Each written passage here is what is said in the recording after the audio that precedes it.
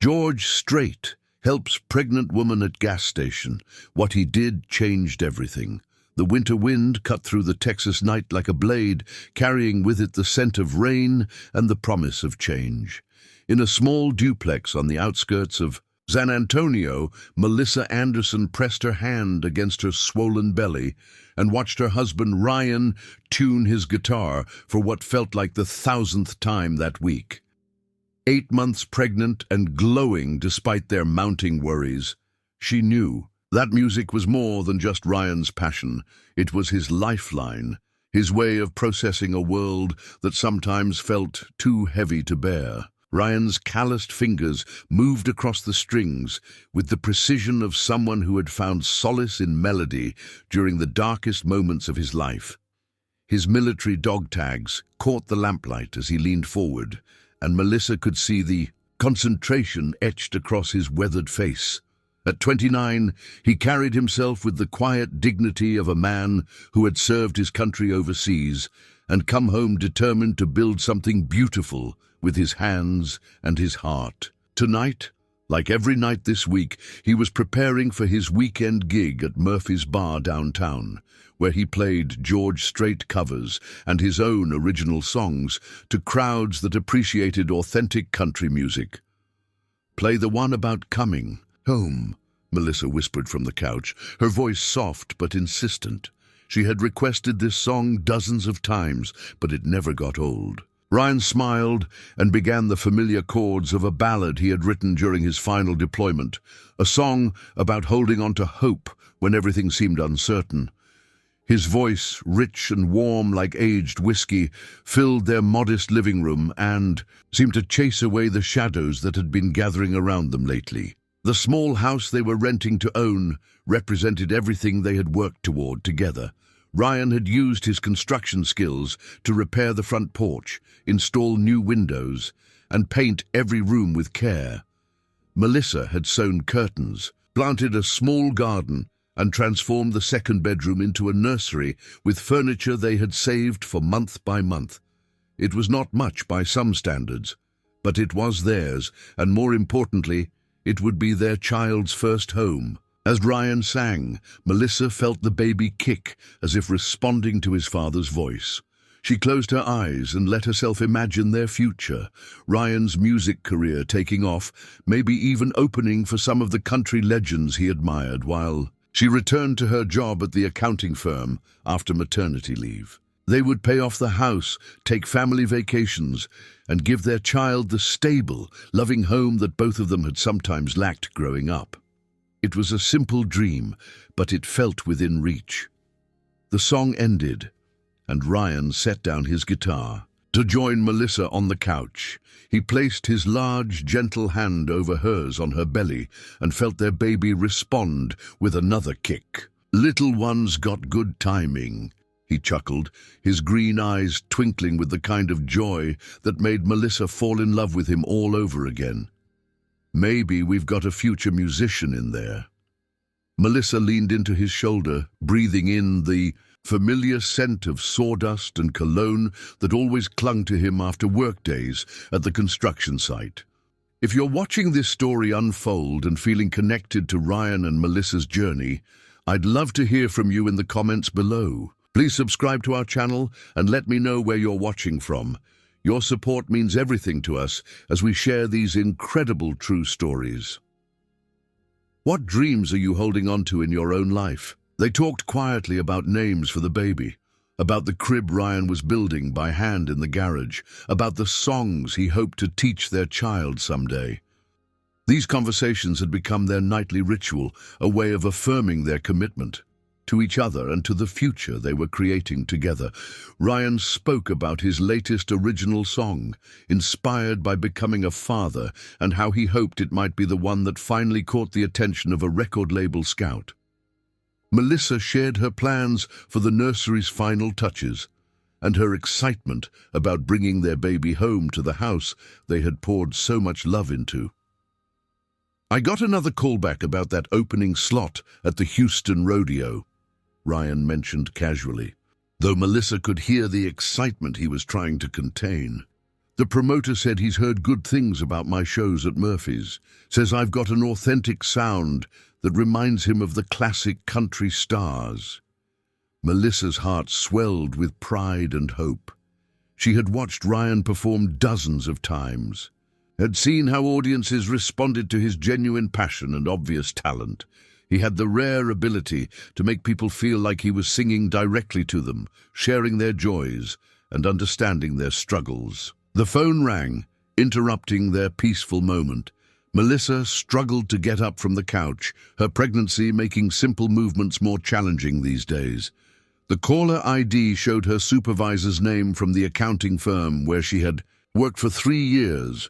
She answered with a cheerful greeting, expecting to discuss her upcoming maternity leave schedule or perhaps some client files that needed attention. Instead, she heard words that made her blood run cold. Budget cuts, elimination of positions, effective immediately. The company was downsizing, and despite her good performance, her position was being eliminated. They would honor her health insurance through the end of the month, but after that, she would need to find coverage elsewhere. The supervisor expressed genuine regret, mentioned positive references, and wished her well with the baby, but the bottom line remained unchanged. Melissa was unemployed at 8 months pregnant. Ryan watched his wife's face transform from confusion to shock to barely contained panic as the conversation continued. When she hung up, her hands were trembling, and he immediately moved to comfort her. "What happened?" he asked, though he had already gathered enough from her side of the conversation to understand that their carefully constructed plans had just been shattered. "They let me go," Melissa said, her voice hollow with disbelief. "Budget cuts, effective immediately." She looked around their living room, seeing it suddenly through different eyes. The house payments, the doctor bills, the baby expenses they had budgeted so carefully, all of it now hung in the balance. Ryan's construction job paid well enough to cover their basic expenses, but they had been counting on both incomes to manage the house payments and prepare for the baby's arrival. Ryan pulled her close, his mind already racing through their options. He could pick up extra shifts at the construction site, take on weekend projects, maybe even book more music gigs, if he could find them. "We'll figure this out," he promised, his voice steady, despite the worry gnawing at his chest. "I can take on more work, and your job hunt will go better after the baby comes. People understand that dedicated employees sometimes need to prioritize family." But even as he spoke these reassuring words, Ryan felt the weight of responsibility settling heavily on his shoulders. He thought about the half-finished nursery, the house payments that would come due regardless of their circumstances, the medical bills that would mount when the baby arrived. His music had always been his escape from stress, but tonight it felt more like a necessity than ever. If he could just get that break, that one opportunity to showcase his talent to the right people, maybe music could become more than just a weekend passion. Melissa felt the baby kick again, as if sensing the tension in the room. She placed both hands on her belly and whispered a quiet prayer for strength, for guidance, for the kind of miracle that seemed to happen in the country songs Ryan loved so much. She had always been the practical one in their relationship, the planner who made sure bills were paid and dreams were balanced with reality. But tonight, practicality felt inadequate in the face of their mounting challenges. They spent the next hour making lists, calculating expenses, and exploring every possible solution they could think of. Ryan called his foreman to ask about overtime opportunities. Melissa researched unemployment benefits and temporary employment agencies that specialized in accounting work. They contacted their mortgage company to inquire about payment deferrals and spoke with their doctor's office about payment plans for the upcoming delivery. By midnight, they had exhausted their immediate options and found themselves holding each other on the couch, surrounded by scattered papers and half-empty coffee cups. The baby had finally settled down, as if understanding that sleep was needed for the challenges ahead. Ryan strummed his guitar softly, playing instrumental versions of lullabies he remembered from his own childhood, while Melissa drifted in and out of sleep against his shoulder. "We're going to be okay," Ryan whispered into the darkness, as much to convince himself as to comfort his wife. "Tomorrow we'll start fresh, make some calls, see what opportunities are out there, and who knows, maybe this is exactly the push we needed to take some bigger chances with the music." Melissa mumbled her agreement, too exhausted to fully engage, but comforted by the steady rhythm of his heartbeat and the gentle melody of his guitar. Neither of them could have imagined that their biggest challenge was still ahead, waiting for them in the bright Texas morning that would soon break over their small house. The accident that would change everything was still hours away, and the chance encounter that would transform their lives beyond recognition had not yet been written in the stars. For now, they were simply two people in love, facing uncertainty together, holding on to hope and each other as tightly as they could. The morning sun cast long shadows across the construction site where Ryan had worked faithfully for 2 years. The riverside commercial complex was taking shape under his skilled hands and those of his crew, a testament to the pride he took in building something that would stand for generations. As he strapped on his hard hat and tool belt, Ryan felt the familiar satisfaction of honest work, the kind that left a man tired but fulfilled at the end of each day. He had called his foreman the night before, requesting any available overtime, and had been grateful to learn that the project was ahead of schedule, meaning extra hours for anyone willing to put in the effort. The crew chief, Martinez, was a man Ryan respected deeply. A fellow veteran who had served in the Gulf War, Martinez understood the discipline and dedication that military service instilled in a person. He had taken Ryan under his wing from the first day, teaching him the finer points of commercial construction and recognizing the younger man's natural aptitude for the work. "Anderson, you're on the steel framework today," Martinez called out during the morning briefing.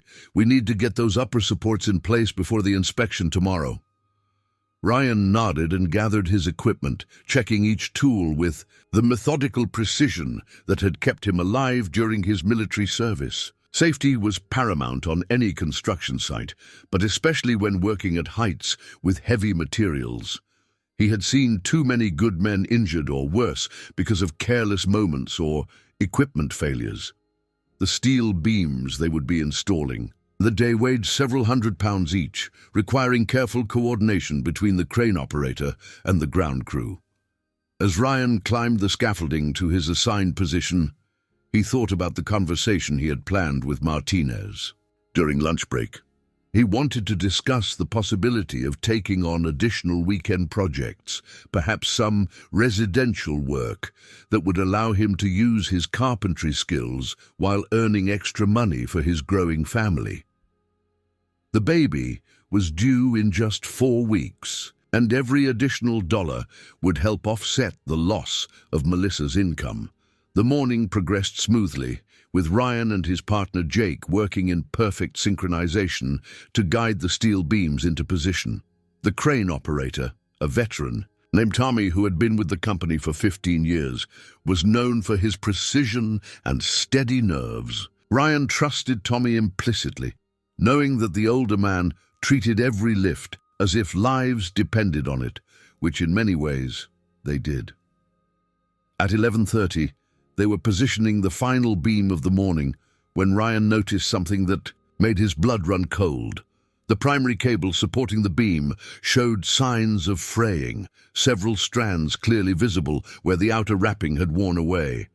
He immediately signaled to Tommy to stop the lift and called for Martinez to inspect the cable. Safety protocols demanded that any questionable equipment be immediately taken out of service, regardless of project deadlines or financial considerations.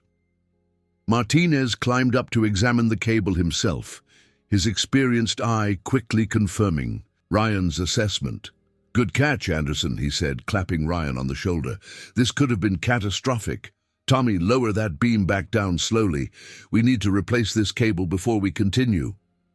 The crew chief's tone carried the gravity of someone who had seen what happened when safety protocols were ignored or rushed. But as Tommy began the careful process of lowering the massive steel beam, a second cable, one that had appeared sound during the morning inspection, suddenly snapped under the redistributed weight. The beam, no longer properly supported, began to swing wildly, its momentum carrying it directly toward the scaffolding where Ryan stood. In that split second, Ryan faced a choice that would define the rest of his life. Jump to safety and likely watch the beam crash into his co-workers below, or attempt to deflect its path and risk everything to protect his friends. The military. Training that had been drilled into him overseas kicked in without conscious thought. Ryan lunged forward, using his body weight and the leverage of the scaffolding to push against the swinging beam, successfully redirecting it away from the crew below. His actions undoubtedly saved lives, but the physics of the situation were unforgiving. The beam's momentum carried him with it, and both Ryan and the steel crashed to the ground in a tangle of twisted metal and shattered dreams. The construction site erupted into controlled chaos as Martinez immediately called for emergency medical services while other crew members rushed to secure the scene and provide first aid. Ryan lay motionless beneath the beam, conscious but unable to move, his body racked with pain that seemed to radiate from everywhere at once. Jake, tears streaming down his face, knelt beside his friend and partner, speaking in soothing tones, while carefully avoiding any movement that might worsen Ryan's injuries. "Don't try to move," Jake whispered, his voice breaking with emotion. "Help is coming. You saved us all, man. You saved us all." Ryan tried to respond, to ask about the baby, about Melissa, about whether he would ever play guitar again. But the words would not come. The pain was overwhelming, but worse than the physical agony was the growing realization that everything he and Melissa had planned, everything they had worked toward, was now hanging by a thread as fragile as the cable that had just failed. The paramedics arrived within minutes, their professional efficiency a stark contrast to the emotional chaos surrounding them. They worked quickly to stabilize Ryan's condition, starting intravenous lines and immobilizing his spine before carefully extricating him from beneath the beam. The preliminary assessment was grim.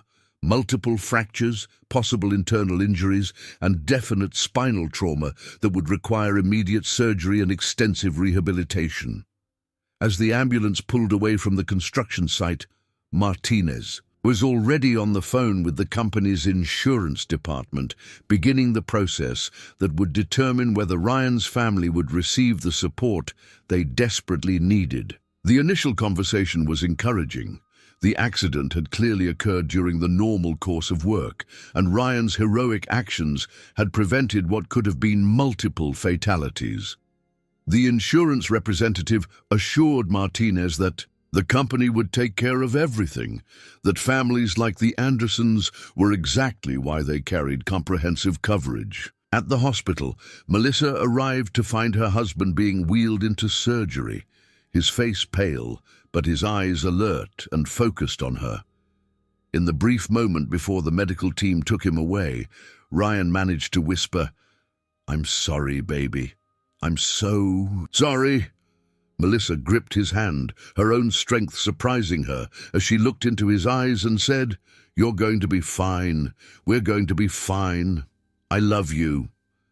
The surgery lasted 6 hours, during which Melissa paced the waiting room, called their families, and tried to process the magnitude of what had happened. The surgeon, Dr. Williams, finally emerged with news that was both encouraging and terrifying. Ryan would live, and he would likely walk again, but the road to recovery would be long and difficult. Multiple surgeries would be required, months of physical therapy and specialized equipment that would be expensive even with insurance coverage. "The good news is that your husband's spinal cord is intact," Dr. Williams explained, his voice gentle but professional. "The fractures are serious, but not irreparable. With proper treatment and rehabilitation, he should regain full mobility, though it will take time. The challenge will be managing pain and preventing complications during the recovery process. Melissa felt a mixture of relief and overwhelming anxiety wash over her as she processed this information. The next morning, as Ryan lay in his hospital bed, struggling with pain medication and the reality of his situation, Melissa received a phone call that would shatter what remained of their financial security. The insurance company representative, a different person than the one who had spoken with Martinez, delivered news that seemed impossible to comprehend. Due to a technicality in Ryan's employment contract, specifically a clause related to his veteran status and the timing of his hire, the company's primary insurance policy would not cover the full extent of his medical expenses.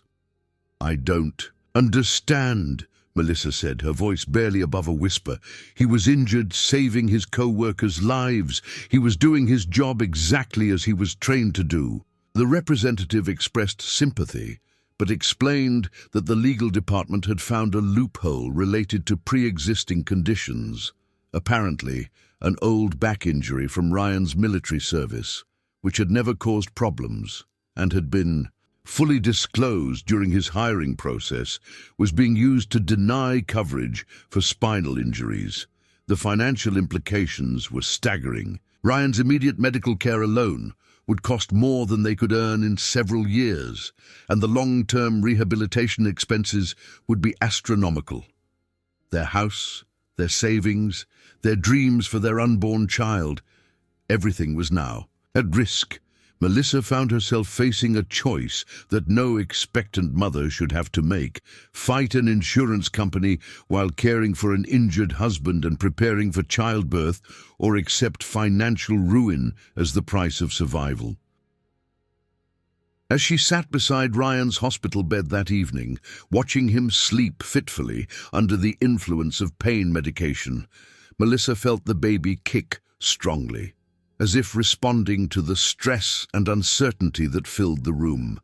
She placed her hand over her belly and whispered a promise to her unborn child that she would find a way to protect their family, no matter what obstacles lay ahead. But in the depths of her heart, she wondered if love and determination would be enough to overcome the forces that seemed determined to destroy everything they had built together. The night stretched endlessly before them, filled with the beeping of medical equipment and the weight of an uncertain future. Neither Ryan nor Melissa could have imagined that their story was about to intersect with that of a country music legend, or that their darkest hour was about to become the foundation for something miraculous. 3 weeks had passed since the accident, and Ryan's condition had stabilized enough for him to be moved to a rehabilitation facility.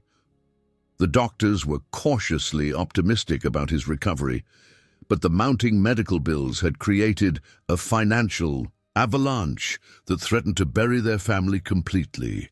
Melissa had spent every waking hour either at Ryan's bedside or on the phone with insurance representatives, medical billing departments, and anyone else who might offer a solution to their impossible situation. The baby was due any day now, and Melissa felt the weight of impending motherhood pressing down on her like a physical force.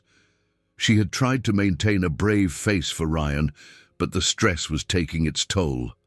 Dark circles shadowed her eyes, and she had lost weight despite her advanced pregnancy, surviving mainly on hospital cafeteria coffee and whatever snacks well-meaning visitors brought to share. The nursery at home remained unfinished, the crib Ryan had been building still sitting in pieces in their garage, a painful reminder of dreams interrupted. Ryan's rehabilitation was progressing slowly but steadily. The physical therapy sessions were grueling, each small victory in mobility hard-won through determination and excruciating effort. But it was the emotional toll that worried Melissa most. Her husband, once so confident and full of dreams about his music career, now stared at the ceiling for hours, lost in thoughts he would not share. His guitar sat untouched in the corner of his hospital room, a gift from his co-workers that he had not yet found the courage to play. "The insurance company called again today," Melissa told him during one of her evening visits, trying to keep her voice steady. "They're offering a settlement that would cover about 60% of the medical expenses so far, but we would have to sign a waiver giving up any future claims." She watched Ryan's jaw tighten, knowing that he understood the implications as clearly as she did. 60% of their expenses would still leave them with debt that would take decades to pay off, assuming they could find employment that would support such payments. "What did you tell them?" Ryan asked, his voice hoarse from the medications and the weight of their circumstances. Melissa reached for his hand, intertwining their fingers in a gesture that had become both comfort and lifeline for them both. "I told them I needed to discuss it with my husband," she replied. "But Ryan, I don't know how much longer we can hold out. The bills are piling up faster than we can even process them." That night, Melissa drove home to their small house, which felt enormous and empty without Ryan's presence. She walked through the rooms they had painted together, past the nursery door she could barely bring herself to open, and into their bedroom, where his side of the bed remained cold and untouched. The silence was deafening, broken only by the sound of her own breathing and the occasional creak of the house settling around her. She pulled out their financial records and spread them across the kitchen table, trying once again to find some combination of numbers that might offer hope. The house payment was 3 weeks behind, and the mortgage company had begun the formal notice process. Their credit cards were maxed out from medical expenses not covered by insurance. Even if Ryan recovered completely and returned to work immediately, which the doctors said was impossible for at least 6 months, they would never be able to catch up. The phone rang at 11:30 that night, startling Melissa from her calculations. The caller ID showed her Aunt Margaret's number from Oklahoma City, and for a moment Melissa felt a surge of hope. Aunt Margaret had always been the family's rock, the one who stepped in during crises and somehow found solutions when everyone else had given up. If anyone could help them navigate this disaster, it would be her. "Melissa, honey, I've been thinking about your situation." Aunt Margaret's voice was warm, but carried an undertone that made Melissa's heart sink. "I wish I could help you financially. I really do. But Bill's been out of work for 3 months now, and we're struggling to keep our own heads above water. The best I can do is offer you a place to stay after the baby comes if you need to give up the house." The conversation continued for another 20 minutes, with Aunt Margaret offering emotional support and practical advice about bankruptcy procedures and state assistance programs. But when Melissa hung up the phone, she felt more alone than she had ever felt in her life. Her last hope for financial help had evaporated, and she was facing the reality that their dreams might not survive this crisis. 2 days later, Melissa sat in the passenger seat of her car in the parking lot of a gas station on the outskirts of San Antonio, the engine running to keep warm against the unusually cold February night. She had just left the hospital after spending the day with Ryan, who had experienced a setback in his recovery when an infection developed at one of his surgical sites. The doctors assured her it was treatable, but it would delay his rehabilitation by several weeks and add thousands more to their medical expenses. The gas gauge showed nearly empty, and Melissa realized with growing panic that she had only $37 in her checking account. Her credit cards were declined when she tried to use them at the pump, and she found herself counting the crumpled bills in her wallet, trying to decide whether to buy gas to get home or save the money for groceries. The baby had been unusually active all day, as if sensing her stress, and she wondered if the labor pains she had been experiencing were real contractions or just another manifestation of the anxiety that consumed her every waking moment. She picked up her phone and scrolled through her contacts, looking for anyone else who might be able to help. Her parents had passed away years earlier, and Ryan's family lived paycheck to paycheck themselves. She had already borrowed money from friends, exhausted her options with local charities, and been turned down for emergency assistance programs because their pre-accident income level disqualified them from most aid. Finally, she dialed the number for her cousin Jennifer in Dallas, someone she had not spoken to in over a year, but who had always been kind to her during family gatherings. The phone rang 4 times before Jennifer answered, her voice thick with sleep and confusion.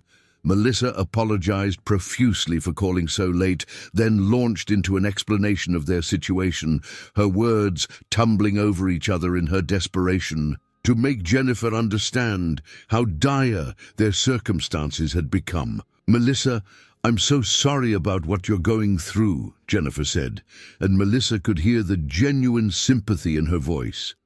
"But we just bought this house, and with the kids' expenses and Mark's business just getting started, we're stretched. We're pretty thin ourselves. I wish I could help, but we just don't have anything extra right now."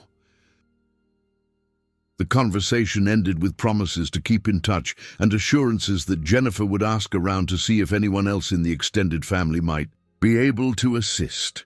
As Melissa ended the call, the reality of their situation crashed over her like a wave. She was 37 weeks pregnant. Her husband was lying in a hospital bed with no clear timeline for recovery. They were about to lose their home, and she had nowhere left to turn. The baby kicked hard, as if protesting the stress hormones, flooding both their systems, and Melissa felt the first real contraction she had experienced, sharp enough to take her breath away. She leaned against the side of her car, one hand on her belly and the other clutching her phone, and began to cry with an intensity that surprised her. These were not the quiet tears she had shed in private moments over the past 3 weeks, but deep, wrenching sobs that seemed to come from the very core of her being. The sound echoed across the empty parking lot, a primal expression of fear and grief and desperation that she had been holding inside for too long. The gas stations, fluorescent lights cast harsh shadows across the asphalt, and the wind carried the scent of approaching rain. Melissa felt utterly alone in the world, as if she and her unborn child were the only people left on Earth, facing an impossible future with no resources and no hope. She thought about Ryan, lying in his hospital bed, probably awake and worrying about her, and she wondered how she was going to find the strength to walk back into that room tomorrow and pretend that everything was going to be all right. Another contraction hit, stronger than the first, and Melissa realized that her body might be preparing to bring her child into a world where they had nothing to offer but love and determination. She leaned against the car and closed her eyes, trying to center herself and find some reserve of strength she had not yet tapped.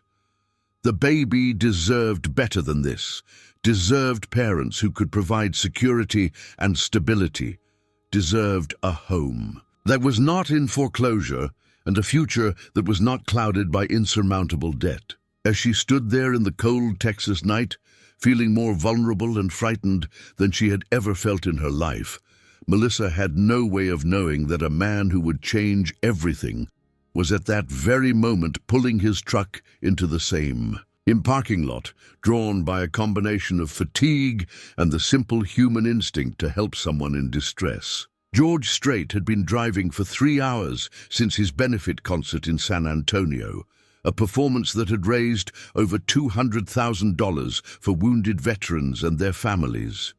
The show had been particularly meaningful to him, not just because of the cause it supported, but because it reminded him of his own son, Buddy, who had served with distinction before his tragic death in a car accident years earlier. Every time George performed for military families, he felt Buddy's presence in a way that was both comforting and heartbreaking. The king of country music was exhausted but satisfied as he guided his pickup truck down the dark highway. At 68 years old, he could have easily retired to his ranch and spent his days surrounded by the luxury that decades of success had afforded him. But something about performing for causes close to his heart kept him on the road, kept him connected too. The real struggles that people faced every day. Tonight's crowd had been particularly responsive, singing along to every word of his classic hits and giving him the kind of energy that reminded him why he had fallen in love with music in the first place. As he approached the gas station, George noticed a woman leaning against a car, her silhouette illuminated by the harsh fluorescent lights. Even from a distance, he could see that she was pregnant and appeared to be in distress. His first instinct was to keep driving. He had learned over the years that public recognition could complicate simple acts of kindness. But something about the woman's posture, the way she seemed to be folding in on herself, reminded him of his own daughter during her most difficult moments, and he found himself pulling into the parking lot almost without conscious decision. George parked his truck several spaces away and sat for a moment observing the situation. The woman was clearly crying, her shoulders shaking with the force of her sobs. She was very pregnant, probably close to her due date, and seemed to be alone. His protective instincts, honed by decades of fatherhood and grandfatherhood, overrode his usual caution about public interactions. He pulled his baseball cap down low and stepped out of his truck, approaching slowly so as not to startle her. "Ma'am, are you all right?" George asked softly, his voice carrying the same gentle authority that had made him a beloved figure to millions of fans. "Is there anything I can do to help?" Melissa looked up through her tears, seeing a tall, lean man in jeans and a baseball cap, his face kind but unfamiliar in the harsh light.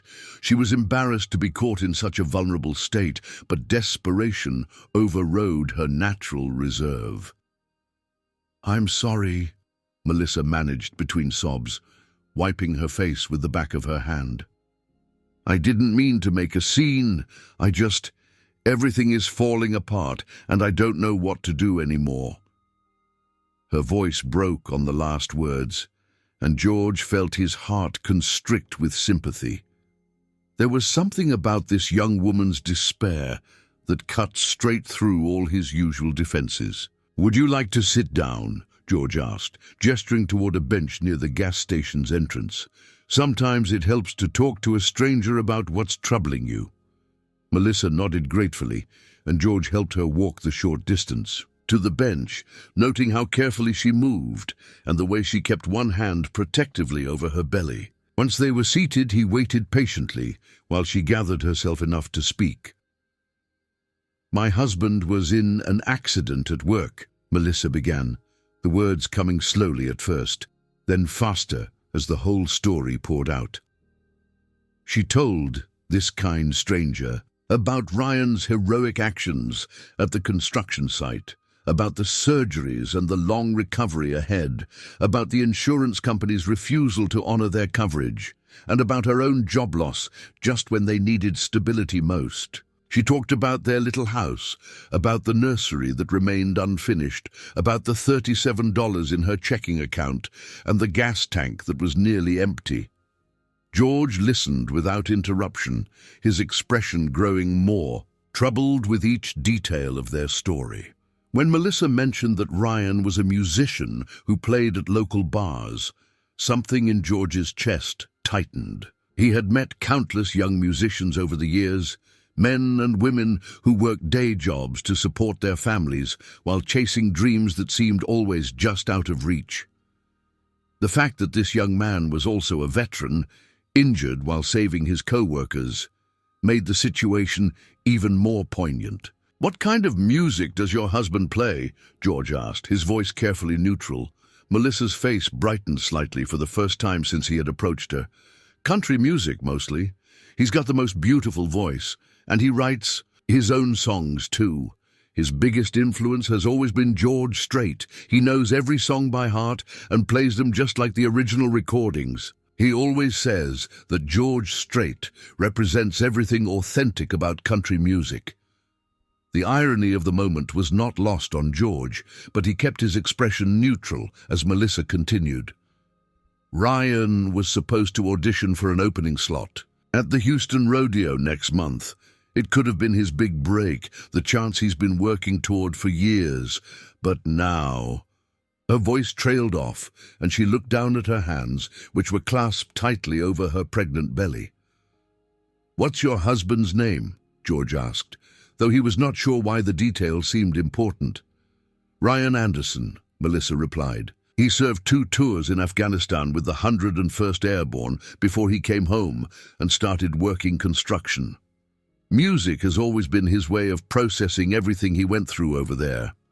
When he plays, it's like he becomes a different person. All the pain and the memories just disappear, and he's purely himself." George felt a chill that had nothing to do with the cold February night. The 101st Airborne was the same division where his son Buddy had served during his final deployment. The coincidence seemed too significant to ignore, as if the universe was somehow connecting their stories across time and tragedy. He found himself thinking about all the young soldiers he had met over the years, all the families struggling to rebuild their lives after service, all the dreams deferred by duty and sacrifice. "Tell me more about Ryan's music," George said, settling back on the bench despite the cold. Something about this conversation felt important, as if he was exactly where he was supposed to be at this moment. Melissa's eyes lit up again as she described her husband's performances, the way audiences responded to his authentic style, the original songs he had written about coming home from war and finding purpose in civilian life. "He wrote this one, song about becoming a father," Melissa said, her hand moving protectively over her belly. "It's called Little Hands, Big Dreams, and it's about all the things he wants to teach our baby, all the values he wants to pass down. Every time he plays, there's not a dry eye in the house. I keep telling him it could be a hit if the right person heard it, but Ryan's always been more focused on the music itself than the business side of things." George nodded thoughtfully, his mind already working through possibilities that he was not yet ready to share with this young woman. "Where is Ryan now?" he asked. "Still in the hospital?" Melissa explained about the rehabilitation facility, about the setback with the infection, about the crushing financial pressure that grew worse with each passing day. She talked about the house they were about to lose, about the insurance settlement that would leave them in debt for decades, about her fear that their baby would be born into a world where they had nothing to offer but love.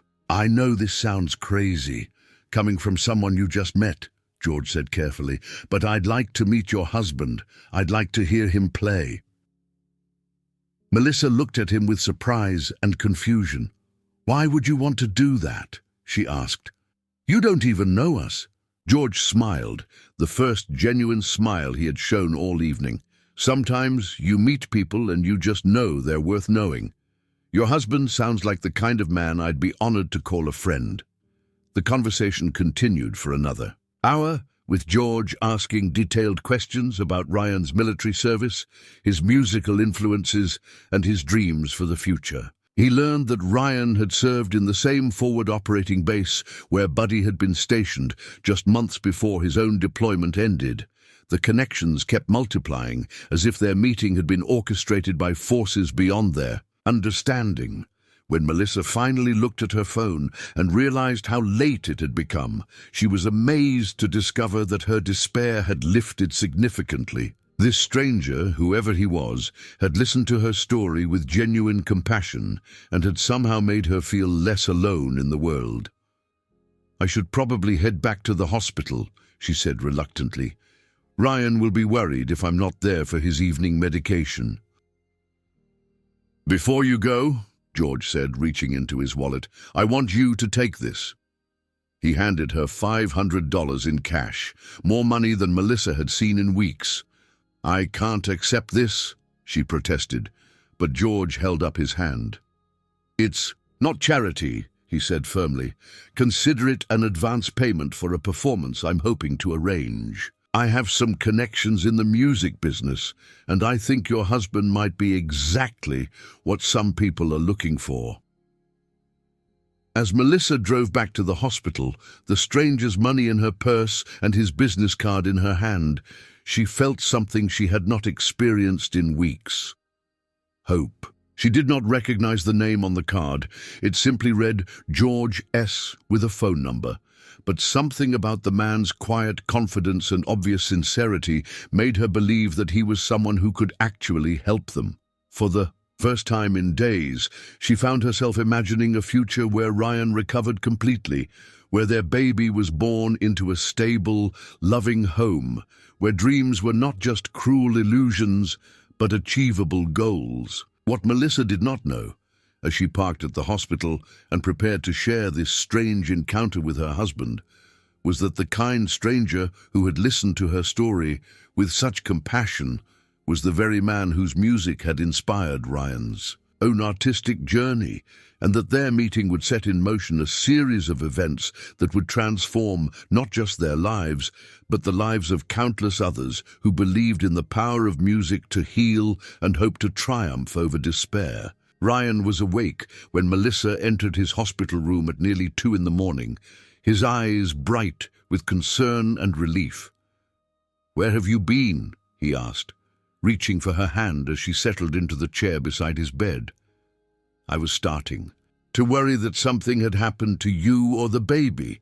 Melissa could see the genuine fear in his expression, the way his whole body seemed to relax when she was safely within reach. "I had the strangest encounter tonight," Melissa began, still processing the surreal nature of her conversation with the mysterious stranger. She told Ryan about running out of money at the gas station, about her desperate phone calls to family members, about breaking down in the parking lot when she realized they had exhausted every possible avenue for help.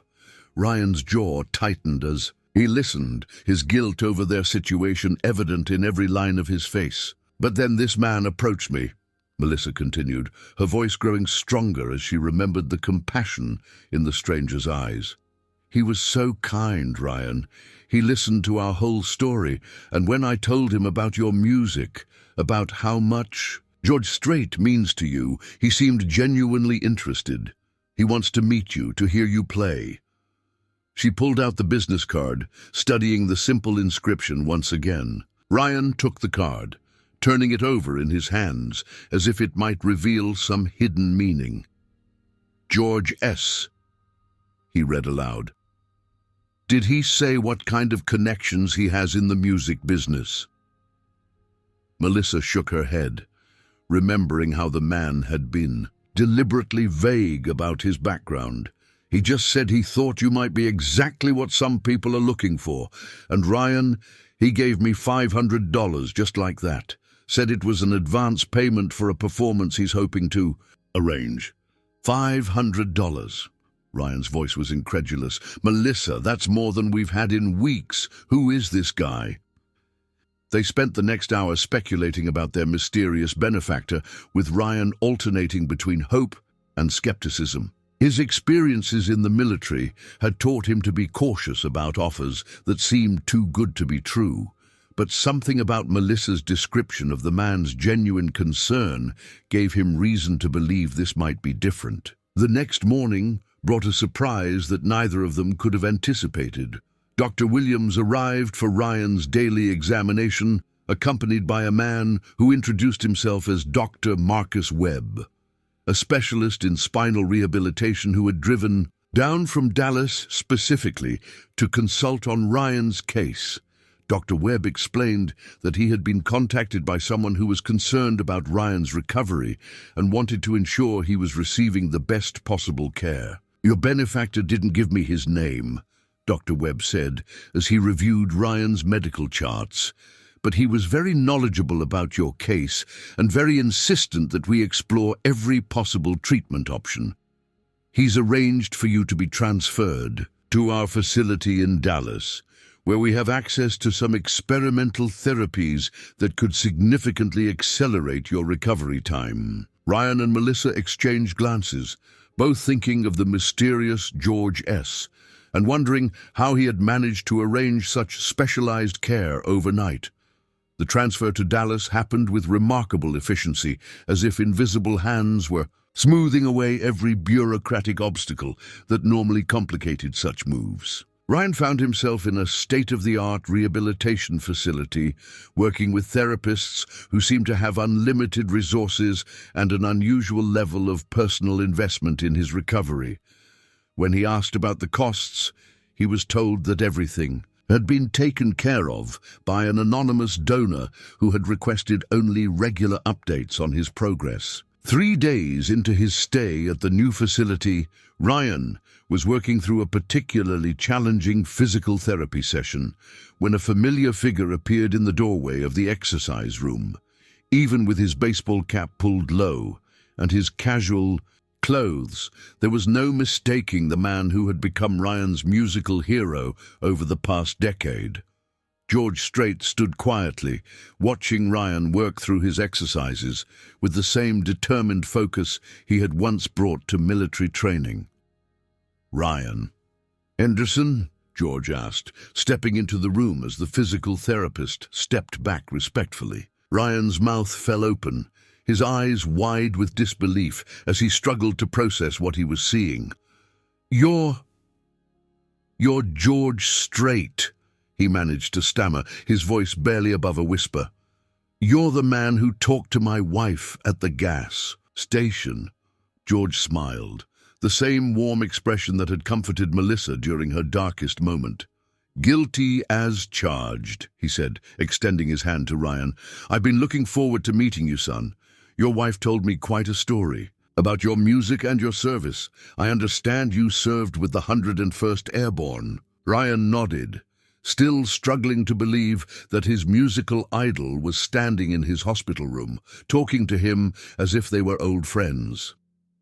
"My son Buddy served with the 101st, George continued, his voice taking on a more serious tone. "He was stationed at FOB Shank during his deployment. Did you ever serve there?"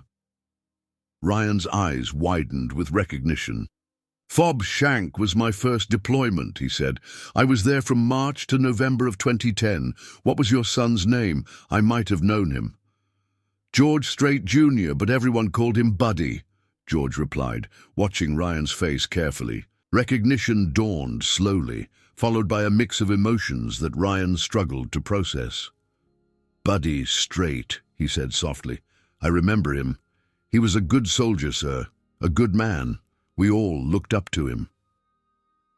George nodded, his eyes reflecting the same mixture of pride and grief that Ryan had seen in so many military families over the years. "Buddy used to write home about the guys in his unit," George said, settling into a chair beside Ryan's bed. "He mentioned a soldier named Anderson who played guitar and wrote songs about home. Said you had a voice that could make grown men cry. When you sang around the campfire, I always wondered what happened to you after you came home." The connection between their stories was becoming clear, the invisible threads that had brought them together in that gas station parking lot revealing themselves as something far more profound than coincidence. Over the next 2 hours, Ryan and George shared stories about Buddy, about the war, about the challenges of coming home and finding purpose in civilian life. George learned about Ryan's struggles with adjustment, about how music had become his way of processing the experiences that were too difficult to discuss with people who had never worn the uniform. Ryan discovered that George had been quietly supporting veteran causes for years, using his platform and resources to help military families navigate the challenges of post-service life. "I'd like to hear you play," George said eventually, nodding toward the guitar that had been sitting untouched in the corner of Ryan's room since his arrival. "Your wife mentioned a song called Little Hands, Big Dreams. I understand it's about becoming a father." Ryan's hands trembled slightly as he reached for the instrument, still overwhelmed by the surreal nature of the situation. Here was George, Strait, the king of country music, asking to hear his songs as if they were equals in the world of music. Ryan's fingers found the familiar chords, and his voice, though weakened by weeks of medical treatment, carried the same emotional authenticity that had moved audiences in countless small venues across Texas. The song was about hope and legacy, about the dreams a father carries for his unborn child, about the promise to be better than the generation before. As Ryan sang, George listened with the attention of someone who understood that music was more than entertainment. It was a way of making sense of life's joys and sorrows. When the song ended, George was quiet for a long moment, his eyes reflecting the same emotion that had moved him to approach Melissa in that parking lot weeks earlier. "Son, that's as good as anything I've ever recorded," he said finally. "Better than most. You've got something special, something that can't be taught or manufactured. You've got truth in your voice, and that's the rarest thing in this business." What happened next would have seemed impossible to Ryan just weeks earlier, when his biggest dream was opening for a regional act at a county fair. George Strait, the man who had sold more records than almost any artist in country music history, began making phone calls that would change Ryan's life forever. He contacted his longtime producer, his booking agent, and several record label executives, describing a young veteran with an authentic voice and songs that captured the real experiences of military families. Within hours, Ryan found himself with offers that exceeded his wildest dreams. A recording contract that would provide immediate financial security for his family, a spot opening for George's upcoming tour, and most importantly, a platform to share his music with audiences who would understand and appreciate the stories he had to tell. But perhaps the most meaningful gesture came when George asked Ryan to collaborate on a song about Buddy, about the bonds forged in combat and the way those connections transcend even death. The baby arrived 2 weeks later, a healthy boy whom Ryan and Melissa named James George Anderson, honoring both Ryan's grandfather and the man who had changed their lives so dramatically. George was present for the christening, standing as the child's godfather and promising to be a part of the boy's life as he grew up. The ceremony took place in the small church where Ryan and Melissa had been married, with many of the same friends and family members who had supported them through their darkest hours. Ryan's first album, produced by George and featuring their duet about Buddy Strait, debuted at #1 on the country charts and earned critical acclaim for its honest portrayal of military service and family life. But more than the commercial success, Ryan found fulfillment in the letters he received from other veterans and military families who said his music helped them process their own experiences and feel less alone in their struggles.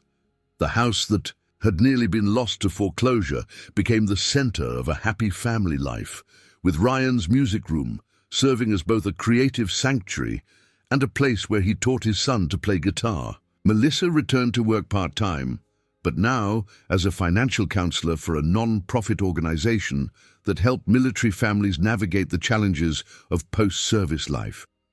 Their story had become part of a larger mission to support others who faced similar struggles. On quiet evenings, when Ryan played his guitar on the front porch while Melissa rocked little James to sleep, they often reflected on that night at the gas station when their lives had seemed impossibly dark. The chance encounter that had saved their family had become a reminder that hope could appear in the most unexpected forms, and that sometimes the help we need comes from sources we never could have imagined. George Strait continued to tour and record, but he often said that meeting the Anderson family had reminded him why music mattered, why it was important to use his platform for more than entertainment. He established a foundation to help military families facing medical and financial crises, with Ryan serving as one of the first board members and using his own story to inspire others never to give up hope. Years later, when James Anderson was old enough to understand the story of how his family had been saved by a chance encounter with kindness, he would ask his father to play the song that had started it all. And Ryan would take out his guitar, the same instrument that had sat silent during those dark weeks in the hospital and sing Little Hands, Big Dreams, while his son listened with the same rapt attention that George Strait had shown in that rehabilitation facility so many years earlier. The song always ended the same way, with a promise that love and determination could overcome any obstacle, and with the knowledge that sometimes, when we think we are completely alone in the world, the help we need is just one act of human kindness. Away. Their story had become a testament to the power of compassion to transform lives, and a reminder that the most profound changes often begin with the simplest gesture of reaching out to someone in need.